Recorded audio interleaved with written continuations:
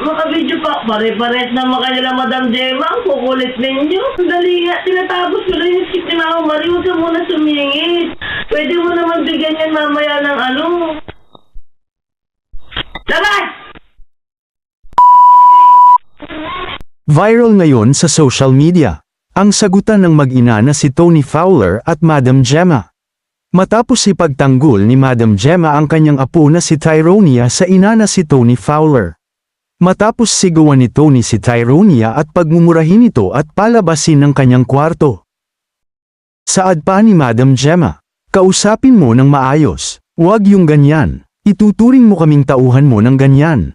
Hindi nga siya nakita maghapon. Para ipakita ang medal niya. Sabi niya sa anak niya mamaya na. Parehas kayo ni Madam Gemma ang kukulit. Dagdag pa ni Madam Gemma, hindi dapat tayo kausapin ng ganyan. Kausapin tayo ng maayos. Kausapin niya yung mga kasama niya ng ganyan, wag tayo. Huwag mo sabihing buntis ka, gagawin mo sa aming pambabastos tapos sa iba kakausapin niya ng maayos. Sa pagbablog niyang ganyan kapalit ang pagmumura sa akin? Pero sana naman magsalita ka ng maayos, kung kaya mong sabihin kay Vince at sa lahat ang ganyang ugali. Saad naman ni Tony, ganito ako sa lahat ma. May trabaho ako Tyronia, alam mo yan. Mahirap mabuhay ng walang pera. Ikaw binubuhay kita at one day yung nanay ko. Kailangan ko magtrabaho ng madami. Ilang beses na kasi umano pinagsabihan ni Tony ang anak na si Tyronia.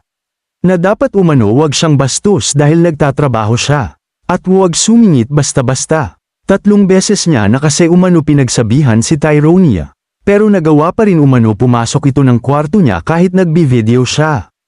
Saad naman ang ina ni Tony.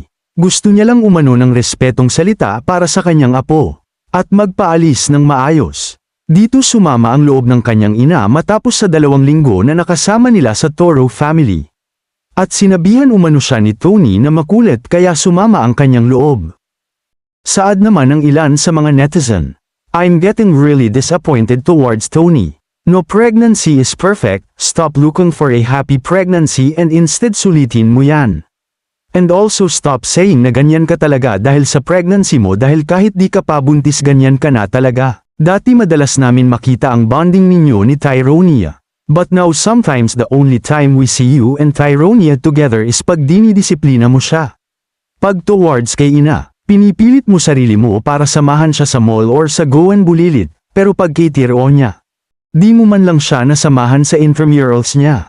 It's almost like mas mahal mo yung mga ampun mo sa Toro fam, more than your own biological daughter. You also even said that, buti na lang nandyan sila Happy at Dodong but not Tyronia. Tyronia has been there for you the whole time.